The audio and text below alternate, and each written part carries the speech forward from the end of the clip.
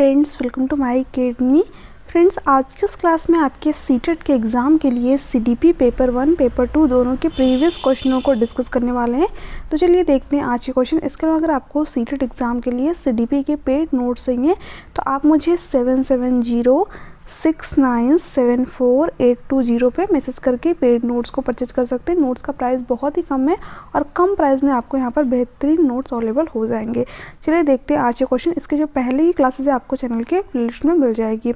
यहाँ पर आपका फर्स्ट क्वेश्चन क्या दे रखा है, वाइगोस्की के सामाजिक सांस्कृतिक सिद्धांत में विश्वास रखने वाली एक शिक्षिका को। ठीक है, ऑप्शन क्या दे रखा है, विद्यार्थियों के बीच अंतःक्रिया व संवाद को हतोत्साहित करना चाहिए। देखिए जो लेव वाइगोस्की है, इनकी थ्योरी का नाम ही है सामाजिक सांस्कृतिक सिद्धांत यानी कि सोशियो कल्चरल थ्योरी। ठीक है, और इन्होंने बच्चे के विकास में सबसे ज़्यादा इंपॉर्टेंट किसे माना, समाज को माना। ठीक है, साथ ही साथ जो बच्चे की कल्चर यानी कि संस्कृति होती है और जो बच्चे की लैंग्वेज होती है, ये तीन चीज़ों को जो इन्होंने बच्चे के विकास में सबसे ज़्यादा इंपॉर्टेंट माना, सोसाइटी, कल्चर एंड लैंग्वेज को।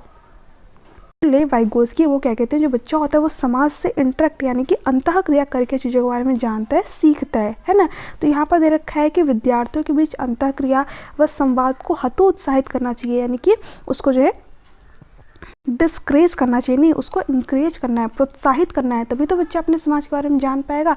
तो ये आपका यहाँ पर गलत है, हतोत्साहित नहीं करना है, प्रोत्साहित करना है। ठीक है, फिर बी ऑप्शन क्या है, जरूरत पड़ने पर उपयुक्त पाठ देना चाहिए। बिल्कुल सही बात है, बी ऑप्शन आपका यहाँ पर करेक्ट ऑप्शन हो जाएगा। इसकी बात जो है लेव वाइगोस्की करते हैं। ठीक है, ये किसकी बात करते हैं, स्कैफोल्डिंग यानी कि पाठ, जिसको कि हिंदी में मचान। ठीक है, यहाँ पर पाई लिख रखा है, ये गलत है। ठीक है, मचान, ढांचा, अनेकों नाम से जानते हैं बट इंग्लिश में एक ही वर्ड ध्यान रखिएगा, स्कैफोल्डिंग। ये क्या होता है, बच्चे को टेम्परेरी हेल्प देना यानी कि अस्थायी जो है बच्चे को मदद प्रदान करना। अस्थायी मदद का मतलब क्या होगा, जैसे कि मान लीजिए बच्चा कोई नया कौशल सीख रहा है या फिर कोई क्वेश्चन सॉल्व कर रहा है। ठीक है, अगर उसको कहीं पर भी दिक्कत आ रही है, समस्या आ रही है, तो आप जो है उसको पूरा का पूरा क्वेश्चन सॉल्व करके मत बताइए, हल्का सा हिंट दे दीजिए या फिर कोई संकेत दे दीजिए, इशारा दे दीजिए, ताकि बच्चा उस क्वेश्चन को खुद सॉल्व कर पाए। ठीक है, तो यानी कि बच्चे को संकेत देना, इशारे देना। ठीक है, ये सारे किसके उदाहरण आपके हो जाएंगे, इसके फोल्डिंग प्रदान करने की, है ना। तो आपका यहाँ पर बी ऑप्शन करेक्ट है। विद्यार्थियों के व्यवहार को विनियमित करने के लिए इनाम व सजा का उपयोग करना चाहिए। देखिए जो लेव वाइगोस्की, इनका संबंध किससे, रचनावाद से। ठीक है, कंस्ट्रक्टिविज्म से। और जो रचनावाद है ये बच्चों को इनाम और सजा देने की बात नहीं करता है। तो ये आपका ऑप्शन यहाँ पर गलत हो जाएगा। विद्यार्थियों को उद्दीपन व प्रतिक्रिया के बीच अनुबंधन स्थापित करने के लिए प्रोत्साहित करना चाहिए। देखिए जो उद्दीपन और प्रतिक्रिया की बात है कौन करते हैं, E.L. थॉर्नडाइक करते हैं। ठीक है, लेव वाइगोस्की इसकी बात नहीं करते हैं, तो ये भी ऑप्शन आपका नहीं होगा। यहाँ पर आपका बी ऑप्शन जो है करेक्ट ऑप्शन हो जाएगा। ओके, आगे देखते हैं। फिर यहाँ पर आगे क्वेश्चन क्या है, ये भी क्वेश्चन आपका लेव वाइगोस्की से ही पूछा गया है। लेव वाइगोस्की के सिद्धांतों के अनुसार बच्चों व वयस्कों के द्वारा ज्ञान का सह निर्माण समीपस्थ विकास के क्षेत्र के भीतर किया जाता है। ठीक है, अब देखिए यहाँ पर जोन ऑफ प्रॉक्सिमल डेवलपमेंट की बात हुई, जिसकी बात आपके कौन करते हैं, लेव वाइगोस्की करते हैं। ठीक है, ZPD ये क्या आपका होता है, जैसे कि मान लीजिए आप किसी भी एग्ज़ाम की प्रिपरेशन कर रहे हैं ना, जैसे कि मान लीजिए आप सीटेट एग्ज़ाम की तैयारी कर रहे हैं ना, तो इसके लिए आपके पास में पहले से भी खुद थोड़ी बहुत तो नॉलेज होगी, है ना। ये क्या हो गया, ये आपकी नॉलेज है। उसके बाद में आपने एक अच्छा स्कोर करने के लिए, सीटेट एग्ज़ाम को क्वालिफाई करने के लिए, ठीक है, किसी टीचर को ज्वाइन कर लिया या फिर किसी यूट्यूब चैनल से आपने जो है हेल्प ले ली, या फिर जो है कोई बुक्स हो सकती है वहाँ से आपने हेल्प ले ली, है ना। यानी जो थोड़ी बहुत नॉलेज आपके पास में थी उसको आपने क्या किया, किसी की हेल्प लेकर के इंक्रीज किया, बढ़ाया, है ना। जो व्यक्ति आपको नॉलेज प्रदान करता है वो क्या होता है, मोर नॉलेजेबल अदर होता है, यानी कि MKO होता है। ठीक है, क्योंकि वही व्यक्ति आपको कुछ बता पाएगा जो कि आपसे उस फील्ड में ज़्यादा नॉलेज रखता है। ठीक है, मोर नॉलेजेबल अदर हो, है ना। और जो इस व्यक्ति के द्वारा बताई गई चीज़ें हैं वो क्या कर रही हैं, आपके लिए स्केप होल्डिंग का कार्य कर रही हैं, यानी कि टेम्प्रेरी हेल्प के लिए कार्य कर रही हैं। ठीक है, जैसे कि मान लीजिए मैं आपको यहाँ पर जितनी भी चीज़ें बता रही हूँ तो मैं आपके लिए एक अस्थायी मदद प्रदान कर रही हूँ। ठीक है, ऐसा तो है नहीं कि मैं आपके एग्ज़ाम में एग्ज़ाम देकर के आऊँगी। ठीक है, एग्ज़ाम आपको खुद ही देना है, बट मैं आपके लिए यहाँ पर थोड़ा बहुत चीज़ों को आसान बना दे रही हूँ, यानी कि हेल्प कर दे रही हूँ। ठीक है, तो ये क्या हो गया, स्कैफोल्डिंग, है ना। और मैं आपके लिए हो क्या गई, मोर नॉलेजेबल अदर, और मैं आपको प्रदान क्या कर रही हूँ, स्कैफोल्डिंग यानी कि पार्ट प्रदान कर रही हूँ। ठीक है, तो ये आपने समझा MKO और स्कैफोल्डिंग। ठीक है, देखिए इसके बाद में एक और आता है क्षेत्र, बाहरी क्षेत्र, यानी कि आप जो है सीटेट के सिलेबस को पढ़ के यूपीएससी का एग्ज़ाम क्लियर नहीं कर सकते, यानी कि ये चीज़ जो है आपके क्षेत्र के बाहर है ना।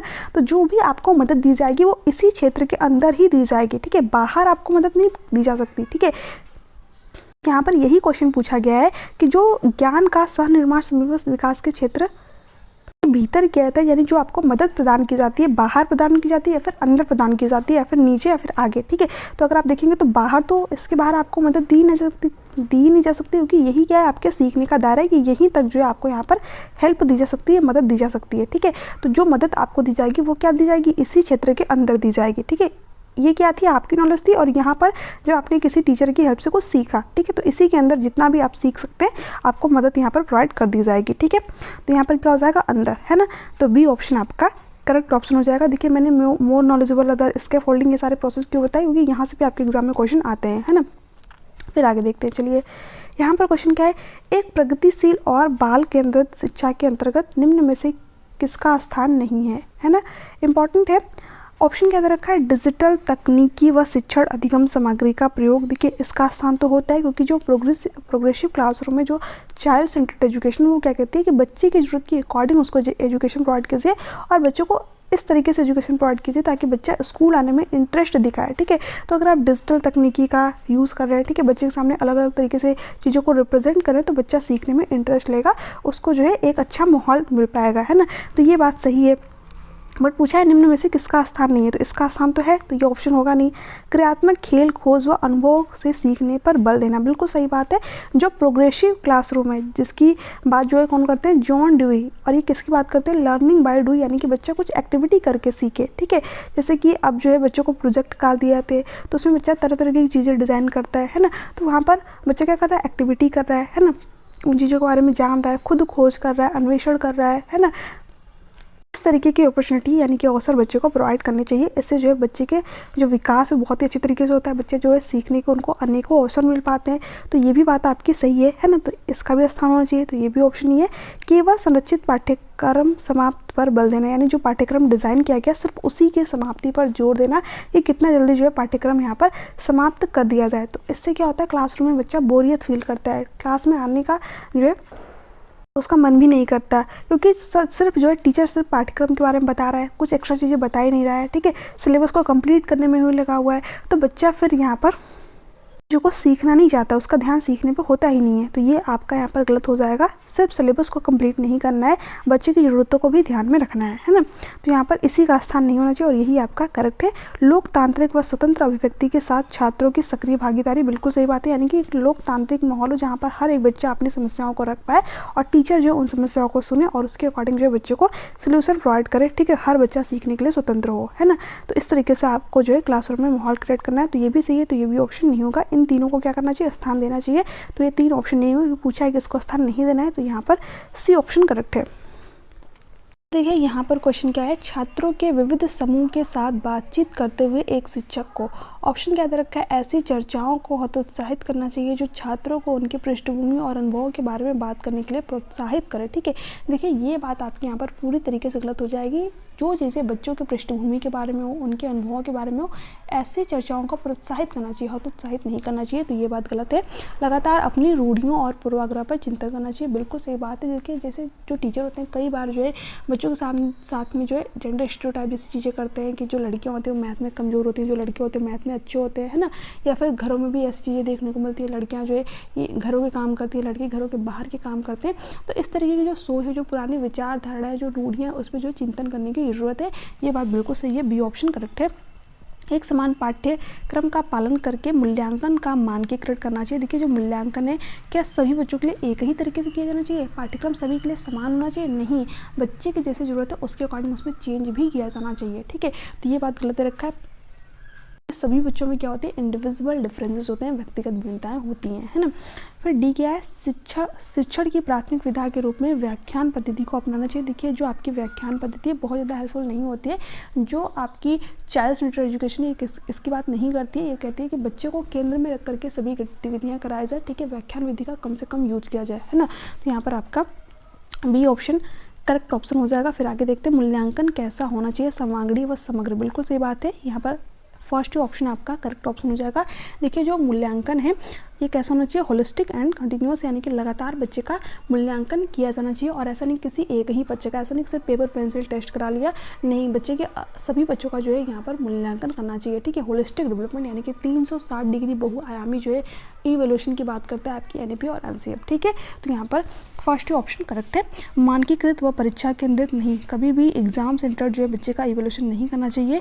योगात्मक व मानक संदर्भित नहीं, शिक्षक केंद्रित व विचलित नहीं। यहाँ पर ध्यान रखिएगा जो एनसीएफ और एनईपी है ये सर्वांगीण और समग्र मूल्यांकन की बात करती है। तो ए ऑप्शन आपका यहाँ पर करेक्ट ऑप्शन हो जाएगा। यहाँ पर क्वेश्चन क्या है, निम्न में से कौन से भी लक्षण एक समालोचनात्मक विद्यार्थी के नहीं है। देखिए यहाँ पर क्रिटिकल थिंकिंग वाले विद्यार्थी की बात हो रही है। अगर मैं बात करूँ क्रिटिकल थिंकिंग वाले स्टूडेंट की, तो ये बच्चे कैसे होते हैं, डाइवर्जेंट थिंकिंग करते हैं, यानी कि एक ही क्वेश्चन के मल्टीपल सोल्यूशन ये लोग बता पाते हैं। ठीक है, यानी कि आप सारे चिंतन करते हैं ना। तो ऑप्शन क्या दे रखा है, खुली मानसिकता व जिज्ञासु प्रवृत्ति, बिल्कुल सही बात है, यानी कि ओपन माइंडनेस होता है, कई सारे आंसर जो है ये बता पाते हैं। ठीक है, ओपन एंडेड यानी कि कई डायरेक्शन में सोचना है ना, साथ ही साथ जो है हर चीज़ को लेकर के इनके मन में जिज्ञासा होती है ना, काफ़ी क्यूरियोसिटी होती है, जिज्ञासु प्रवृत्ति के होते हैं, हर चीज़ से रिलेटेड क्वेश्चन करते हैं। तो ये बात तो सही है। ठीक है, बट हमसे पूछा क्या है कि कौन सा अभिलक्षण जो है क्रिटिकल थिंकिंग वाले स्टूडेंट का नहीं है। तो यहाँ पर ये ऑप्शन आपका गलत हो जाएगा, आँख बंद करके निर्देशों का पालन करना। देखिए ये बात आपके जो क्रिटिकल थिंकिंग वाले विद्यार्थी से संबंधित नहीं है। जो समालोचनात्मक चिंतन वाला विद्यार्थी होता है वो आँख बंद करके किसी भी निर्देश का पालन नहीं करता है, बल्कि उस पर सोचता है, विचारता है, ठीक है, तर्क करता है। तो यहाँ पर यही बात गलत रखी और यही जो है इस क्वेश्चन का करेक्ट ऑप्शन हो जाएगा। यही जो है समालोचनात्मक विद्यार्थी के विलक्षण नहीं है। स्पष्टीकरण के लिए प्रश्न पूछना सिंपल सी बात है। जो बच्चा जिज्ञासु प्रवृत्ति का होता है, जो बच्चा क्रिटिकल थिंकिंग वाला होता है, ठीक है, हर चीज़ के बारे में जानना चाहता है, तो उसके पास में क्वेश्चनों का भंडार होता है, कई सारे वो क्वेश्चन करता है। ठीक है, अगर उसको कोई चीज़ स्पष्ट नहीं हो रही है, तो ये भी बात जो है क्रिटिकल थिंकिंग वाले विद्यार्थी की होती है। तो ये भी ऑप्शन नहीं होगा। स्रोतों की विश्वसनीयता का आकलन, यानी कि जो भी उसको क्वेश्चन के आंसर बताए गए हैं, ठीक है, जो आपको स्रोत बताए जाते हैं, है ना, तो जो क्रिटिकल थिंकिंग वाला बच्चा होता है वो उनका भी आकलन करता है कि आखिर जो है ये बात सही है या फिर नहीं सही है, ये विश्वसनीय बात है या फिर नहीं है। ठीक है, तो ये तीनों जो है अभिलक्षण क्रिटिकल थिंकिंग वाले बच्चे के होते हैं। बट पूछा था कौन सा नहीं है, तो बी ऑप्शन करेक्ट है। कभी कभी पूछ सकता है कि कौन सा अभिलक्षण क्रिटिकल थिंकिंग वाले विद्यार्थी का होता है। ठीक है, तो आपको ये पॉइंट ध्यान में रखने हैं, है ना। फिर आगे देखते हैं, इनमें से क्या एक समावेशी कक्षा के प्रत्येक बच्चे की विशिष्ट जरूरतों के अनुरूप लचीले अधिगम में सहायक है। बेहद मानकीकृत पाठ्यचर्या, यानी कि जो करिकुलम है काफ़ी स्टैंडर्ड हो, मानकीकृत हो, है ना। तो देखिए जो पाठ्यचर्या है वो आपकी इंक्लूसिव एजुकेशन क्या कहती है कि फ्लेक्सिबल होनी चाहिए, लचीली होनी चाहिए, स्टैंडर्ड नहीं होनी चाहिए, है ना। तो ये गलत दे रखा है, तो ये ऑप्शन नहीं होगा। मानकीकृत आकलन, देखिए जो मानकीकृत आकलन होता है ना, कोई भी चीज़, चाहे आकलन हो चाहे पाठ्यचर्या हो, कोई भी चीज़ स्टैंडर्ड नहीं होनी चाहिए, है ना, फ्लेक्सिबल होनी चाहिए। स्टैंडर्ड का मतलब क्या होना है, बिल्कुल फिक्स कर देना कि हाँ इसी तरीके से हम पाठ्यचर्या को पढ़ाएंगे, या फिर जो इसी तरीके से बच्चे का आकलन करेंगे, है ना, पेपर पेंसिल ही टेस्ट करेंगे। तो ये बिल्कुल गलत तरीका होता है। आकलन कैसा होना चाहिए, फ्लेक्सिबल होना चाहिए। पाठ्यचर्या कैसे होना चाहिए, फ्लेक्सिबल होना चाहिए, यानी कि बच्चे की जरूरत के अकॉर्डिंग जो है उसका यहाँ पर आकलन किया जाए, है ना। जिस प्रकार की उसकी नीड है उसके अकॉर्डिंग जो उसको चीज़ें प्रोवाइड की जाए, पाठ्यचर्या में थोड़ा बहुत चेंज किया जाए, है ना। तो फ्लेक्सिबिलिटी का मतलब यही होता है।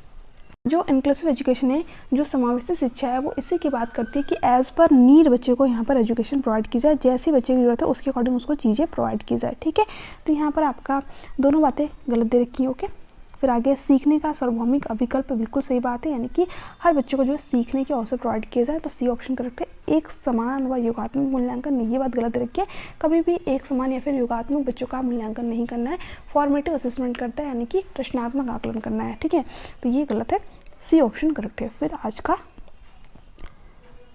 लास्ट क्वेश्चन, सुनीता एक ही गतिक कार्य को कई बार दोहराती तथा उसे दोस्त बनाने में बेहद कठिनाई होती है, जबकि वह चीज़ों को बहुत बारीकी से परखने की समझ रखती है। यह किसके विशिष्ट अभिलक्षण है। ठीक है, स्वालीनता, पठन वैकल्य, लेखन वैकल्य, ध्यान न्यूनता, अति सक्रिय क्रियाशीलता विकार। ठीक है, देखिए जब बच्चा किसी भी चीज़ को बार बार रिपीट करता है, ठीक है, रिपीटेटिव बिहेवियर प्रदर्शित करता है, तो यहाँ पर उसको कौन सा डिसऑर्डर होता है, स्वालीनता होता है। ठीक है, तो ध्यान रखिएगा, यहाँ पर ये ऑप्शन आपका करेक्ट ऑप्शन हो जाएगा। ठीक है, पठन वैकल्य कब होता है, डिस्लेक्सिया कब होता है, जब बच्चा जो है सही तरीके से जो शब्द लिखे होते हैं उनको पहचान ना कर पाए, बी को डी पढ़े। ठीक है, 21 को जो है बच्चा यहाँ पर 12 पढ़ सकता है ना। तो इस तरीके की प्रॉब्लम बच्चे को देखने में मिलती है, यानी कि रीडिंग डिसऑर्डर होता है। ठीक है, तो ये जो है डिस्लेक्सिया वाले बच्चे को होता है। लेखन वैकल्य किसको होता है? डिस्ग्राफिया। ठीक है, इसका मतलब क्या होता है? बच्चे को लिखने में दिक्कत आती है, बच्चा सही तरीके से शब्दों को लिख नहीं पाता है। इस बच्चे की जो राइटिंग होती है वो इनलिजिबल राइटिंग होती है, यानी कि पढ़ने योग्य राइटिंग नहीं होती है। ठीक है, ध्यान न्यूनता, अति क्रियाशीलता विकार, इसका मतलब क्या होता है? ADHD,